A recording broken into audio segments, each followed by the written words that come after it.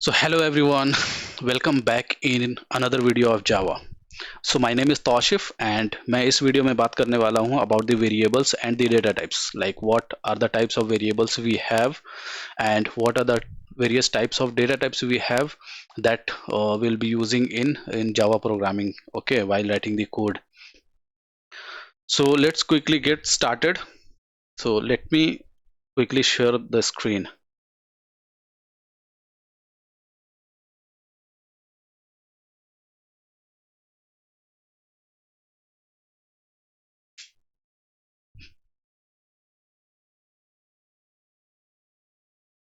So when you will be writing the code, at that time you will be declaring some type of variables, right?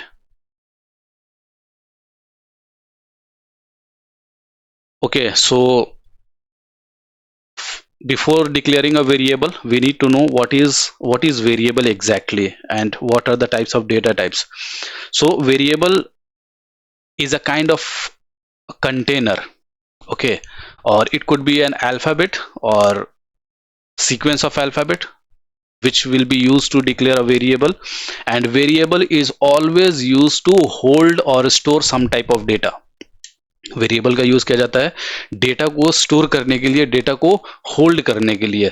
फिर ये decide होता है कि उस variable ने किस टाइप का डेटा होल्ड करके रखा है, ये हमें पता नहीं चलता है। कि अगर आपने कोई चीज किसी कंटेनर में रखा है या किसी बैग में रखा है तो बाहर से पता नहीं लगाया जा सकता है कि उस कंटेनर के अंदर क्या है, जब तक कि आप उसका कुछ लेबल ना सेट कर दो, कुछ लेबल उसके ऊपर नहीं चिपका दो।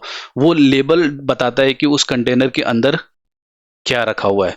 तो जो डेटा है वो वेरिएबल के अंदर स्टोर्ड होता है, जिसे हमें पता नहीं चलता कि उस वेरिएबल के अंदर किस टाइप का डेटा स्टोर्ड है। ये बताने के लिए हमें डेटा टाइप का यूज करना पड़ता है कि इस वेरिएबल में इस टाइप का डेटा स्टोर्ड है। करेक्ट। तो एक वेरिएबल की तीन प्रॉपर्टीज होती हैं। एक तो आप उसका नेम डिसाइड करोगे, कोई अल्फाबेट ले सकते हो या age, salary, okay, first name, last name, email, phone, कुछ भी ऐसा वेरिएबल का नेम ले सकते हो। देन उसका टाइप, कि जो भी आप वेरिएबल डिक्लेयर कर रहे हो वो आप उसके अंदर किस टाइप का डेटा स्टोर करने वाले हो, क्या वैल्यू आप उसके अंदर स्टोर करने वाले हो, वो आपको टाइप उसका बताना पड़ेगा। तो टाइप से हम आइडेंटिफाई कर सकते हैं कि इस वेरिएबल के अंदर इस टाइप का डेटा स्टोर्ड है। And then value will be the actual data, जो आप वैल्यू स्टोर करोगे उस वेरिएबल के अंदर। तो सिंटेक्स क्या होती है, वेरिएबल डिक्लेयर करोगे आप, variable could be like any alphabet and then this will be the actual value, okay. And इस वेरिएबल के अंदर किस टाइप का वैल्यू स्टोर्ड है, किस टाइप का डेटा स्टोर्ड है, वो हमें यहां से पता चलता है कि इसका डेटा टाइप क्या है। ओके, एक बॉक्स के अंदर आपने शूज रखे हैं, वो किस कंपनी का शूज है, ओके, पुमा का है, नाइकी का है, किस कंपनी का शूज है। तो उसके ऊपर जो बॉक्स के ऊपर जो लेबल लगा रहता है ना, वो बता देता है कि इस बॉक्स के अंदर किस टाइप का शूज या कितने नंबर का शूज है। तो उसके ऊपर जो लेबल रहता है वो टाइप है, ओके। और वो जो बॉक्स है वो एक कंटेनर है, वो एक वेरिएबल है, और अंदर में जो शूज रखा हुआ है वो एक डेटा है। करेक्ट। तो डेटा टाइप नाउ, ओके, तो समझ में आ गया होगा कि डेटा टाइप क्या है। डेटा टाइप एक वेरिएबल के अंदर स्टोर्ड वैल्यू के टाइप को इंडिकेट करता है। सिंपली एक वेरिएबल के अंदर में क्या वैल्यू स्टोर्ड है उसको इंडिकेट करता है आपका डेटा टाइप। दो टाइप की डेटा टाइप होती है, primitive data type and non primitive data type. Primitive data type में होते हैं आपके byte, short, char, int, float, long, double, boolean, ये सब आते हैं आपके प्रिमिटिव डेटा टाइप के अंदर। A and different second one होता है non primitive data type. Non primitive data type आपका होता है array and string. Array and string ये दो नॉन प्रिमिटिव डेटा टाइप होते हैं। पर जावा, ये नॉर्मल जो नॉर्मल प्रोग्रामिंग लैंग्वेजेस हमारे पास हैं, सी, सी प्लस प्लस और जावा, इनके अंदर ये नॉर्मल दो टाइप की डेटा टाइप यूज होती है, primitive data type and non primitive data type. लेकिन इसके अलावा जावा के अंदर एक और डेटा टाइप यूज होता है जो कि सी और सी प्लस प्लस के अंदर नहीं होता, जो जावा को सी प्लस प्लस से डिफरेंट बनाता है, ओके, जो होता है ऑब्जेक्ट टाइप डेटा टाइप। ठीक है, जावा अपना खुद का एक क्लास डिक्लेयर करता है, ओके। जावा का एक खुद का अपना एक क्लास है which is a rapper class, और उस रैपर क्लास का यूज किया जाता है प्रिमिटिव डेटा टाइप को ऑब्जेक्ट टाइप में कन्वर्ट करने के लिए। तो जावा के अंदर एक और टाइप की डेटा टाइप हो जाती है, that is called object object type data type. So here is the example, okay, let's quickly go on to the onto the screen to write our very first code. तो जो भी मैं code लिखूंगा उस code का, उस class का each and every line मैं एक्सप्लेन करूंगा, हर एक लाइन एक्सप्लेन करूंगा कि क्या हो रहा है, कैसे क्या हो रहा है। तो इक्लिप्स ओपन कर लेना है। इससे पहले अगर कि आप ये वीडियो फर्स्ट टाइम देख रहे हो, अगर प्रीवियस वीडियो आपने नहीं देखी है जिसमें मैंने बताया कि इक्लिप्स कैसे डाउनलोड की जाती है, जेडीके कहाँ से डाउनलोड करोगे, कैसे डाउनलोड करोगे, कैसे इंस्टॉल करोगे जेडीके सॉफ्टवेयर को, इन्वायरमेंट वेरिएबल कैसे सेट करोगे, जब ये सारी चीजें सेट कर लोगे देन उसके बाद हम इक्लिप्स ओपन करके इक्लिप्स के ऊपर कोडिंग करनी स्टार्ट करते हैं। तो इसके ऊपर डबल क्लिक करेंगे, अपना इक्लिप्स ओपन होगा। और ये इक्लिप्स अभी मैं फर्स्ट टाइम इस पूरे जावा की सीरीज में फर्स्ट टाइम इक्लिप्स ओपन कर रहा हूँ। अभी जो हमने सीरीज स्टार्ट की है उसमें हमारा ये फर्स्ट लेक्चर होने वाला है, और इसमें मैं फर्स्ट टाइम इक्लिप्स ओपन करके इसके अंदर अपना पहला कोड लिखेंगे, पहली क्लास बनाएंगे और अपना पहला कोड एग्जीक्यूट करेंगे। ओके, यहाँ पर ये पूछ रहा है कि पाथ डिसाइड करो। पाथ, जो भी आप कोडिंग लिखोगे, जो भी आप क्लासेस क्रिएट करोगे, जो भी आप पैकेजेस बनाओगे, जो भी आप प्रोजेक्ट बनाओगे, वो स्टोर्ड कहाँ पर होगा। तो उसके लिए या तो आप डिफॉल्ट पाथ रहने दे सकते हो या फिर ब्राउज करने के बाद कोई एक फोल्डर सेलेक्ट कर सकते हो जहां पर आपके सारे प्रोग्राम्स स्टोर्ड होंगे। तो मैं डाउनलोड्स के अंदर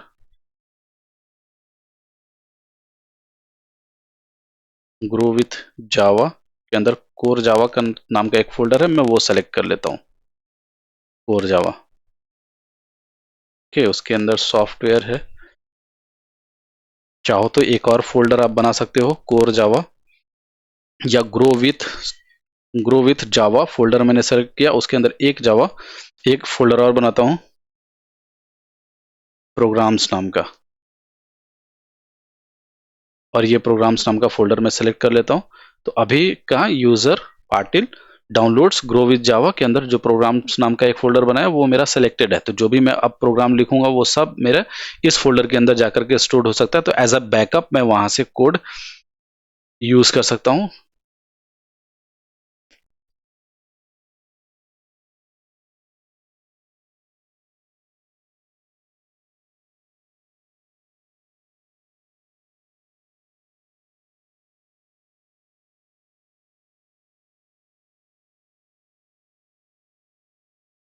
ओके, सो अभी हमने यहाँ पर क्या डिस्कस किया कि वेरिएबल क्या होता है एंड डेटा टाइप क्या होता है। वेरिएबल हमारा सिंपल कोई एक अल्फाबेट होता है, या फिर sequence of alphabet, multiple alphabets भी हम ले सकते हैं। जिस तरीके से ये एज है, ओके, ये सैलरी है, ये हमारा वेरिएबल है जिसका यूज करेंगे उसके अंदर वैल्यू स्टोर करने के लिए, वैल्यू रखने के लिए।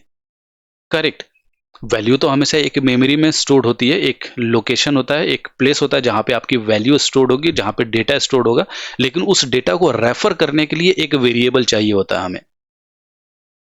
आप अगर अपने घर में रहते हो तो वो घर को बताने के लिए एक एड्रेस चाहिए होता है, आपका रेफरेंस चाहिए होता है। वो तो प्लेस है जहां पे आप रहते हो, ओके, तो वो आपको रेफरेंस उसका देना पड़ता है कि आप एक्चुअली में रहते कहां पर हो। तो ये रेफरेंस है जो इंडिकेट करता है कि वैल्यू कहां पर स्टोर्ड है। करेक्ट। और इसमें किस टाइप की वैल्यू स्टोर्ड है, नंबर वैल्यू स्टोर्ड है या फिर डेसिमल में वैल्यू स्टोर्ड है या ट्रू फॉल्स स्टोर्ड है उसके अंदर, या क्या किस टाइप का डेटा स्टोर्ड है, वो आपका डेटा टाइप डिसाइड करता है। जो प्रिमिटिव या नॉन प्रिमिटिव होते हैं, byte, short, char, int, float, long, double, boolean, ये डिसाइड करेंगे कि उस वेरिएबल के अंदर किस टाइप की वैल्यू स्टोर्ड है। लेकिन वेरिएबल भी दो टाइप के होते हैं, एक होता है स्टैटिक वेरिएबल और एक होता है नॉन स्टैटिक वेरिएबल। ये भी जानना बहुत ही ज्यादा जरूरी है कि वेरिएबल कितने टाइप के होते हैं। वेरिएबल भी दो टाइप के होते हैं, static variable which will be directly belonging to the class, static variable class से बिलोंग करता है, और non static variable which will be belonging to the object of that class, instance of that class. तो program के through हम देखते हैं ये। आ जाओ, वर्क बेंच के ऊपर क्लिक करो and then we can start our creating our first project. So from left hand side just click on this file, new and java project। कहीं पर दिख रहा है जावा प्रोजेक्ट? अगर जावा प्रोजेक्ट डायरेक्टली नहीं दिख रहा है कहीं पर तो आप क्लिक करो इस प्रोजेक्ट के ऊपर, then you will be able to see Java project. ठीक है, जावा प्रोजेक्ट सेलेक्ट कर लो, click on next, give your project name core Java, I am giving this name as core Java. Environment variable selected है, कौन आपके programme को execute करेगा, कौन रन टाइम इन्वायरमेंट प्रोवाइड करेगा, वो यहां पर सिलेक्टेड है, जावा एसी 1.8। नेक्स्ट पर क्लिक करो।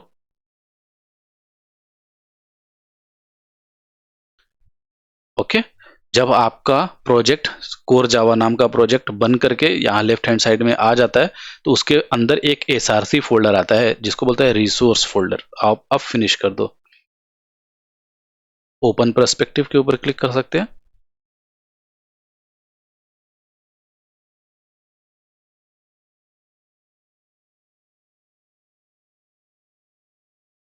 एक्सपैंड करो इसको, एंड ये आपका एसआरसी है, और इस प्रोजेक्ट के अंदर एक जावा सिस्टम लाइब्रेरी अवेलेबल है। ये जावा सिस्टम लाइब्रेरी क्या है, जेआरई क्या है, तो जावा रन टाइम इन्वायरमेंट। इसके अंदर क्या रहता है, इसके अंदर आपके सारे पैकेजेस अवेलेबल होते हैं, इसके अंदर सारे पैकेजेस अवेलेबल होते हैं। इसका मतलब है कि आप यहाँ पर एक फाइल क्रिएट करोगे जिसके ऊपर आप जावा की कोडिंग लिखोगे। तो जावा की कोडिंग जब आप लिख रहे हो तो आप क्लास लिखोगे, कर्ली ब्रेसेस लोगे, ओके, डेटा टाइप डिक्लेयर करोगे, वेरिएबल्स डिक्लेयर करोगे, मेथड डिक्लेयर करोगे, बहुत सारे सिंटेक्स लिखोगे। वो सारे सिंटेक्स जो है, वो ग्रामर्स जो है, वो कहाँ से वेरीफाई होंगे, वो सब जेआरई से वेरीफाई होंगे कि आपने करेक्ट सिंटेक्स लिखा है या नहीं लिखा है। अगर आपने करेक्ट सिंटेक्स नहीं लिखा, सेमीकोलन मिस आउट करके, या फिर सिस्टम का एस कैपिटल होना चाहिए, आपने स्मॉल कर दिया, तो वो एरर शो करेगा। कहां से क्रॉस वेरीफाई होगी, तो वो सब अवेलेबल है आपका जेआरई सिस्टम लाइब्रेरी के अंदर। इसके अंदर बहुत सारे, इसके अंदर जेवीएम अवेलेबल होता है, जावा वर्चुअल मशीन अवेलेबल होता है आपके जेआरई के अंदर, और लाइब्रेरी फाइल्स होती हैं इसके अंदर, लाइब्रेरी फाइल्स, ओके, जो आपके कोड को वेरीफाई करती हैं, जो आपके ग्रामर्स को, आपके सिंटेक्स को वेरीफाई करती हैं, करेक्ट। एंड जैसे ही आप अपने क्लास को एग्जीक्यूट करते हो, जो जो जो रन टाइम इन्वायरमेंट प्रोवाइड होती है आपके क्लास को एग्जीक्यूट करने के लिए, वो रन टाइम इन्वायरमेंट भी ये जेआरई प्रोवाइड करता है, जावा रन टाइम इन्वायरमेंट ही बोलते हैं इसको। तो अब एसआरसी के ऊपर हम राइट क्लिक करेंगे, एंड राइट क्लिक करके न्यू। अब आपको या तो आप पैकेज क्रिएट कर लो या फिर डायरेक्टली क्लास क्रिएट कर लो। पैकेज क्रिएट करने का मतलब कि एसआरसी के अंदर फिर से एक सेपरेट फोल्डर में क्रिएट कर रहा है, उस सेपरेट फोल्डर के अंदर में मैं सारे क्लासेस एक जगह पे सेपरेटली रखूंगा। तो एक पैकेज बना सकते हो। पैकेज का मतलब होता है एक अगेन एक कंटेनर बना रहा हूं, इसके अंदर मैं सारी चीजें सेपरेटली रखने के लिए। तो एक पैकेज बना लो, बेटर रहेगा एक पैकेज बनाने का। तो इसको मैं पैकेज के को नाम दे दूंगा टेस्ट, टेस्ट पैकेज, क्योंकि अभी हम सीख रहे हैं, अभी हम टेस्टिंग कर रहे हैं, कोड लिखेंगे, टेस्ट करेंगे, वेरीफाई करेंगे, मॉडिफिकेशन करेंगे, कुछ और चीजें करेंगे। तो मैंने पैकेज का नाम सिंपली टेस्ट दे दिया, करेक्ट। एसआरसी फोल्डर के अंदर एक पैकेज बन गई टेस्ट नाम की। अब इस पैकेज के ऊपर राइट क्लिक करके मैं क्लासेस क्रिएट करूंगा, ताकि जो मेरी क्लास क्रिएट हो वो मेरी इस पैकेज के अंदर सेपरेटली स्टोर्ड हो। अगर आप एसआरसी के ऊपर राइट क्लिक करके क्लास क्रिएट करोगे तो वो आपकी एसआरसी के अंदर स्टोर्ड होगा। किसी पैकेज के ऊपर राइट क्लिक करके क्लास क्रिएट करोगे तो वो क्लास आपका उस पैकेज के अंदर स्टोर्ड होगा, क्योंकि मेरा सेलेक्टेड पैकेज टेस्ट पैकेज है। देन आपको न्यू बटन के ऊपर क्लिक करने हैं, एंड न्यू, देन क्लास के ऊपर क्लिक करने हैं क्लास क्रिएट करने के लिए।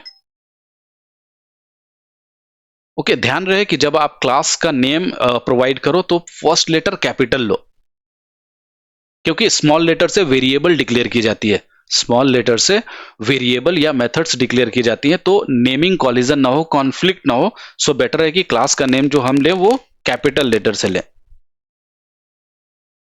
तो मैं क्लास का नेम सिंपल ए दे देता हूं, करेक्ट।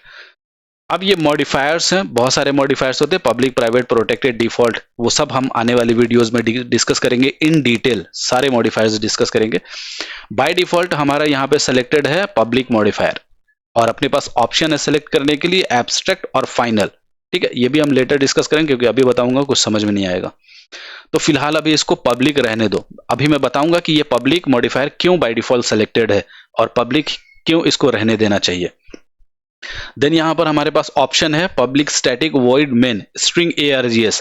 तो चाहो तो आप ये इसको सेलेक्ट कर सकते हो, आपका ये public static void main string args line of code आपके क्लास के अंदर बाय डिफॉल्ट क्रिएट होकर के आ जाएगा। अगर आप नहीं सेलेक्ट करोगे तो आपको खुद लिखना पड़ेगा, आपको खुद क्रिएट करना पड़ेगा। Public static void main string args, ये खुद लिखना, राइट डाउन करना पड़ेगा। तो मैं नहीं लेता हूं और आपको शॉर्टकट बताऊंगा मेन मेथड डिक्लेयर करने का। ये मेन मेथड होता है जावा के अंदर। मतलब कि आप एक, यहां पर हम क्या कर रहे हैं, हम एक घर बना रहे हैं, ठीक है, एक घर हम बिल्डअप कर रहे हैं। उस घर का नाम क्या है, ए। करेक्ट। आप भी एक, जब एक घर बनाते हो, घर एक बिल्डअप करते हो, तो एक एंट्री पॉइंट देते हो ना आप आपके घर के अंदर, कि आप एंट्री, प्रवेश कहां से करोगे, घर के अंदर इंटर कहां से करोगे। डायरेक्टली तो नहीं पूरे घर के अंदर हम चले जाएंगे, एक हॉल के जैसा तो हम नहीं बना रहे, एक घर बना रहे ना, उसके अंदर सेपरेट सेपरेट रूम्स होंगे, बहुत सारे कॉरिडोर होगा, बालकनी होगी, किचन होगा, वॉशरूम होगा, रूम्स होंगे, लिविंग रूम होगा, बेडरूम होगा, बहुत सारी चीजें होंगी। लेकिन घर का एंट्री पॉइंट क्या रहेगा, कहां से आप एंट्री करवाना चाहते हो? आप कॉरिडोर से एंट्री करवाना चाहते हो, आप डायरेक्टली हॉल से एंट्री करो, लिविंग रूम से एंट्री करवाना चाहते हो, या फिर कोई लॉबी है, सेपरेट लॉबी है, वहां से एंट्री करने के बाद बाद में वो हॉल में एंटर करेगा, जाएगा। मतलब किस तरीके से, वो आपके ऊपर है ना, आप डिसाइड कर सकते हो कि मैं घर के अंदर एंट्री किस तरीके से करवाना चाहता हूं। लेकिन आपको एक एंट्री पॉइंट तो देना पड़ेगा घर के अंदर। तो वैसा ही आप जब क्लास बनाते हो ना, तो क्लास के अंदर का जो एंट्री पॉइंट होता है, जब भी क्लास को एग्जीक्यूट करोगे तो जो कंट्रोल आता है आपकी क्लास के अंदर, तो सबसे पहले कहां पर आता है, वो आपके मेन मेथड के अंदर आता है। इसलिए मेन मेथड आपका कंपलसरी हो जाता है। आपके पूरे इंटायर क्लास के अंदर का जो एंट्री पॉइंट होता है, एंट्री पॉइंट जो सबसे पहले एग्जीक्यूट होता है, वो आपका मेन फंक्शन है, public static void main string args। ये कंपलसरी होता है डिक्लेयर करना। जैसे आपके घर में कंपलसरी होता है एंट्री पॉइंट डिक्लेयर करना, वैसे ही मेन मेथड लेना कंपलसरी होता है। तो आप यहां से सेलेक्ट करोगे तो एक default public static void main automatic create होकर के आ जाएगा। अगर आप नहीं लेते हो तो आपको मैन्युअली करना पड़ेगा, जिसका शॉर्टकट है। तो आप फिनिश कर दो, मैंने नहीं लिया है, मैंने सेलेक्ट नहीं किया। लेट्स सी कि क्या आता है। मेरी टेस्ट पैकेज के अंदर में एक क्लास बन गई, ओके, पब्लिक क्लास ए। ठीक है, मैंने मेन मेथड नहीं लिया तो मेन मेथड मेरा नहीं है। अगर मेन मेथड लिया होता तो यहां पर public static void main string args की लाइन आती थी। ओके, तो इसको शॉर्टकट कैसे लाएंगे, लिखो मेन और प्रेस करो कंट्रोल स्पेस। तो ये पैकेज से आइडेंटिफाई करके आपको ला कर दे देगा। पैकेज पैकेज है ना हमारे पास, लाइब्रेरी पैकेजेस है ना जेआरई के अंदर। देखो ये मेन मेथड, इस पर डबल क्लिक करूंगा, ये अपने आप ला करके दे देगा। ये शॉर्टकट होता है, कंट्रोल शिफ्ट कंट्रोल स्पेस। कुछ भी चीज है, आपको IN लिखो, कंट्रोल स्पेस क्लिक करो, आपको इंट या इंट से रिलेटेड बहुत सारी चीजें जो अवेलेबल होंगी वो आपको ला करके दे देगा। या फिर SYSO लिखो, SYS लिखो, ये आपको सिस्टम या सिस आउट जो भी इससे रिलेटेड होगा वो आपको ला कर दे देगा। SYSO लिखो और इंटर करो, आपको system dot out dot println ला करके दे देता है। तो ये शॉर्टकट है इसके अंदर। करेक्ट, तो मैं यहां पर हेलो लिखता हूं। करेक्ट, कंट्रोल S से सेव कर लेंगे इसको। अभी जो आप कोड लिखते हो, तो जब भी आप कोड लिख रहे होते हो ना, तो कंपाइलर उसी टाइम पे इसको कंपाइल कर रहा होता है। Line by line compilation at the time of code writing. Code आपके लिखने के टाइम पर ही कंपाइलर इसको कंपाइल करता रहता है। अगर मैं यहां से सेमीकोलन हटा दूं तो सी कंपाइलर मुझे अभी इसी टाइम पर एरर शो कर दिया। करेक्ट। जब आप नोटपैड के ऊपर कोड लिखते हो, हमने नोटपैड के ऊपर भी कोड लिख करके टेस्ट किया है, तो जब आप नोटपैड के ऊपर कोड लिखते हो तो नोटपैड को बाय डिफॉल्ट आइडेंटिफाई करने के लिए हमारे पास कोई सिस्टम नहीं है। नोटपैड को कंपाइल करना पड़ता है जावासी कमांड से।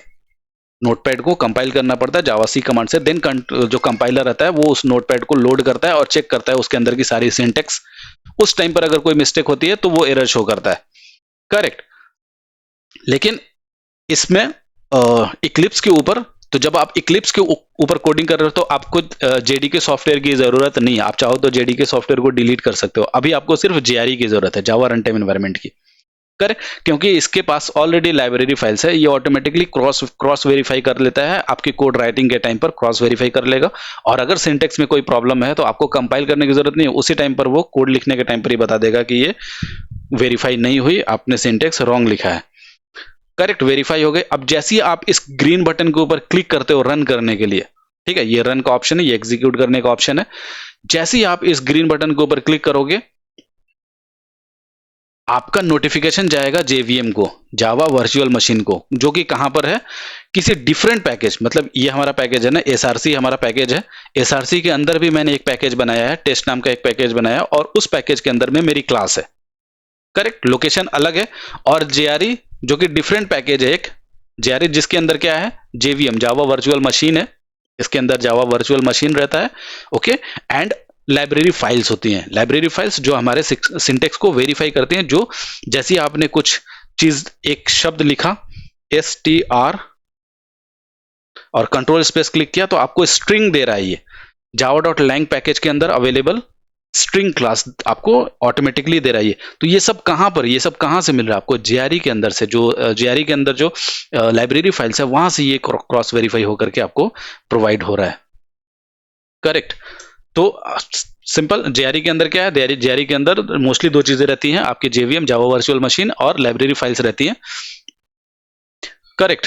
देन आप इसको एग्जीक्यूट करने के लिए जैसे ही आप इस ग्रीन बटन के ऊपर क्लिक करोगे आपका नोटिफिकेशन जाएगा जेआरई के अंदर रहे जेवीएम के पास, जेवीएम आपके इस क्लास के अंदर आएगा, जेवीएम आपके ओके इस क्लास के अंदर आएगा। तो जेवीएम आपके इस क्लास के अंदर एंट्री कर पाएगा, किस केस में कर पाएगा, जब आपका ये क्लास पब्लिक होगा, क्योंकि ये एक प्रॉपर्टी है ना, लेट सपोज कि ये एक एक प्लॉट है, एक घर है, तो मेरे घर में किसी बाहर वाले की एंट्री तब होगी ना जब मैं उसको अलाउ करूंगा। अगर मैं प्राइवेट कर दूं, लॉक कर दूं घर को, तो वो आ नहीं पाएगा। तो इस क्लास के अंदर जेवीएम जो कि किसी दूसरे पैकेज में, जेआरई के पैकेज के अंदर है, उस पैकेज से जेवीएम आपकी इस क्लास के अंदर आ सके, इसलिए आपको इस क्लास को पब्लिक ही रखना पड़ेगा। आप इसको पब्लिक के अलावा कुछ और नहीं रख सकते हो, आपको पब्लिक ही रखना पड़ेगा, करेक्ट, ताकि जेवीएम की एंट्री इस क्लास के अंदर हो सके। तो जैसी जेवीएम आपके इस क्लास के अंदर आएगा और जेवीएम आने के बाद एक लाइन ढूंढता है, public static void main string args, ये रिस्पॉन्सिबिलिटी होती है जेवीएम की, कि जेवीएम जैसे आप एग्जीक्यूट करोगे कंट्रोल जाएगा जेवीएम के पास, ओके, नोटिफिकेशन जाएगी जेवीएम के पास, बोला जाएगा जाओ भाई उस क्लास से बुलावा आया है, आप उस क्लास के अंदर जाओ और आपको ढूंढने हैं public static void main string args। अगर आपको मिल जाता है तो उस मेथड के अंदर कंट्रोल को छोड़ करके वापस आ जाना, बाकी आपकी रिस्पॉन्सिबिलिटी नहीं है, आपकी रिस्पॉन्सिबिलिटी है सिर्फ उसको ढूंढने की। तो लेट्स सपोज एक देख लेते हैं, हम एग्जीक्यूट करके आउटपुट देख लेते हैं, आउटपुट आता है कि नहीं आता है। ठीक है, ये हमारा हेलो प्रिंट होकर के आ गया। तो जैसे ही मैंने इस बटन के ऊपर क्लिक किया ना, ग्रीन बटन के ऊपर क्लिक किया एग्जीक्यूट करने के लिए, मेरा कंट्रोल गया जेवीएम के पास, जेवीएम अपने क्लास के अंदर आया और उसने ढूंढा public static void main string args, उसको मिल गया, तो उसने इस ब्लॉक के अंदर कंट्रोल को छोड़ दिया, बस उसको इसको ढूंढने की रिस्पॉन्सिबिलिटी। अगर मैं ये हटा दूं और सेव कर दूं, ओके, क्लिक करोगे तब भी नोटिफिकेशन जाएगी जेवीएम के पास, जेवीएम आएगा आपके क्लास के अंदर, लेकिन उसको public static void main string args ये मिलेगा नहीं, ठीक है। Main method not found in class test dot a, इस पैकेज के ए क्लास के अंदर मेन मेथड उसको नहीं मिला। ये कौन बता रहा है, ये जेवीएम बता रहा है, जावा वर्चुअल मशीन बता रहा है कि जैसे आपने ग्रीन बटन के ऊपर क्लिक किया ना जेवीएम, इसको एक एग्जांपल से बता देता हूं, आपका पब्लिक स्टैटिक वॉइड मेन को बहुत ही इजी तरीके से, बहुत ही सिंपल वे में एक एग्जांपल से बताता हूं।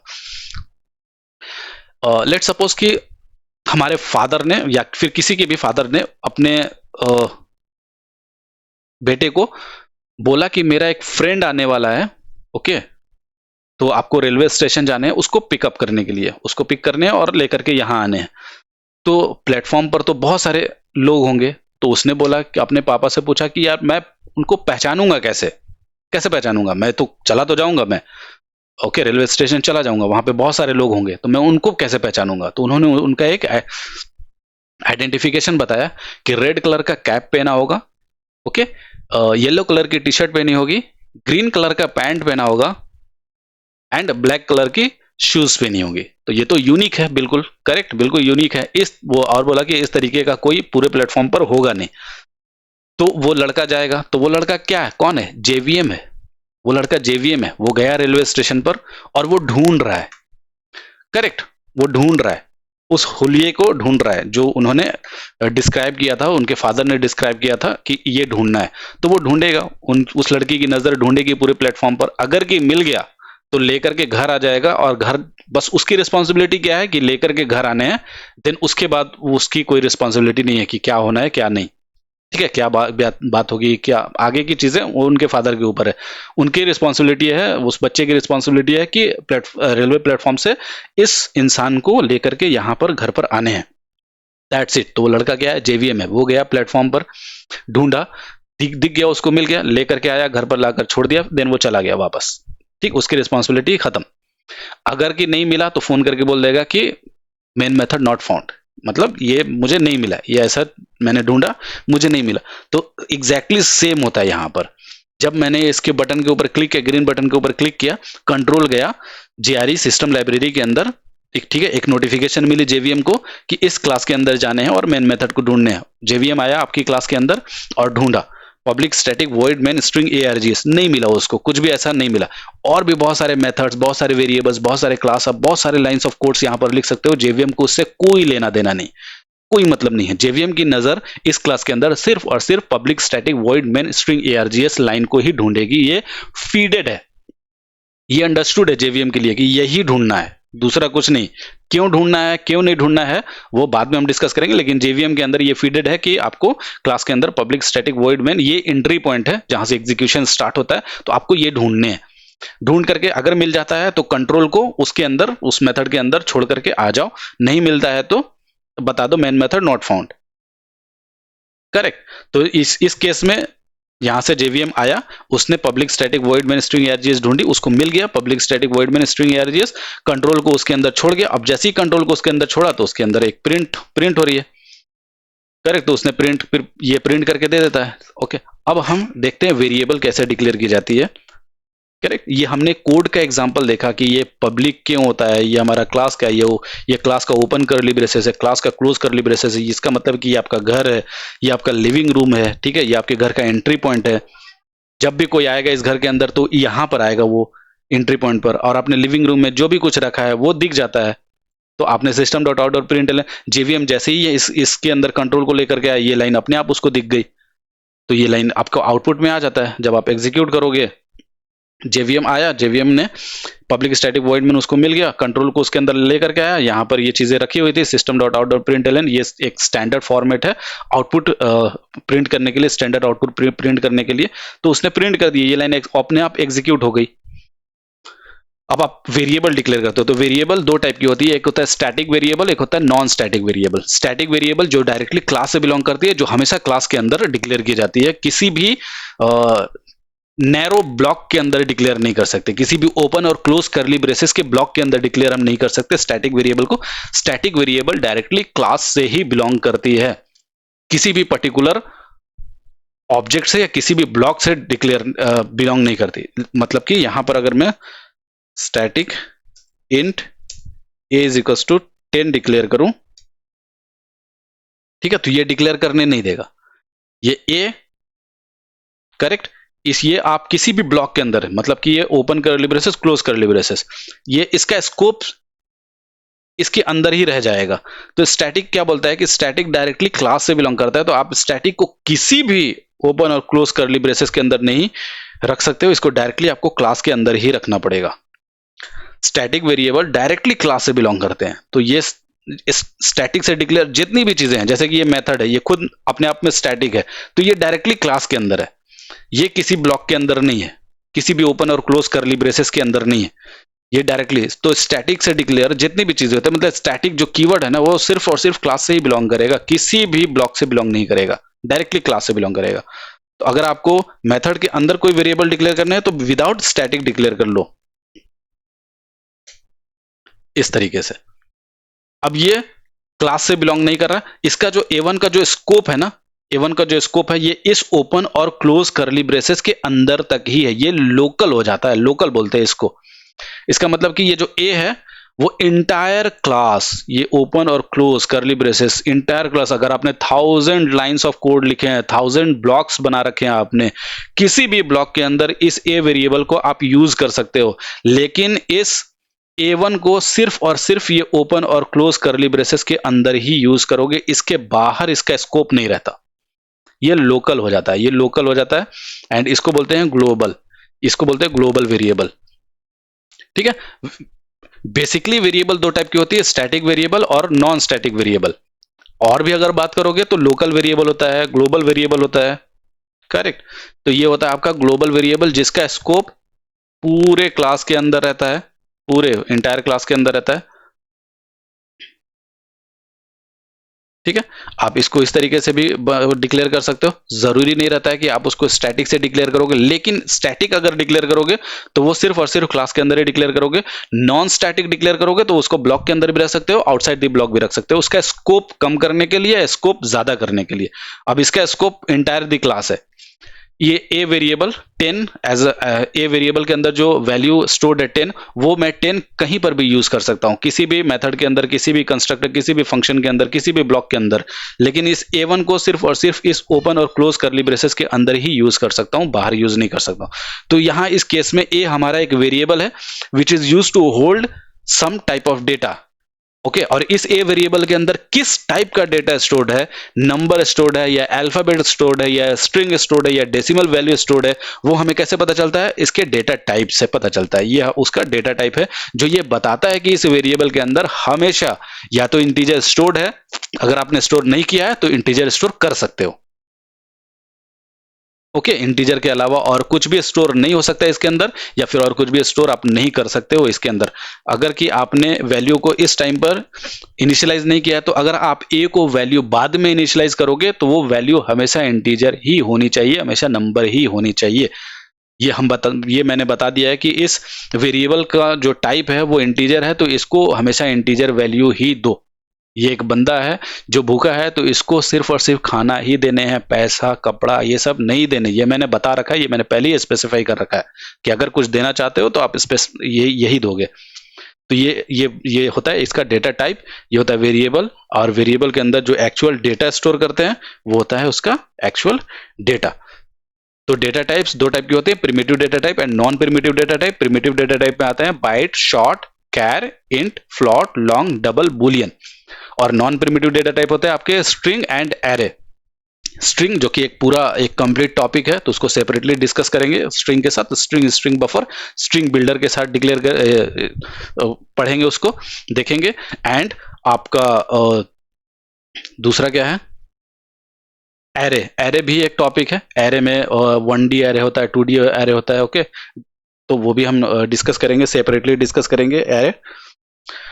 इस वीडियो के लिए इतना ही। वेरिएबल एंड डेटा टाइप, और क्लास क्या होता है, क्लास कैसे क्रिएट होती है, कैसे एग्जीक्यूशन स्टार्ट होता है, क्यों हमें कोई भी चीज public static void main string ARGS के अंदर ही, ये system dot out dot println, जब भी कभी आप किसी और से जावा सीखोगे, किसी से भी जावा सीखोगे, तो वो क्या करेगा, क्लास बनाएगा और क्लास के अंदर ये मेन मेथड लेगा और मेन मेथड के अंदर system dot out dot println hello लिखेगा।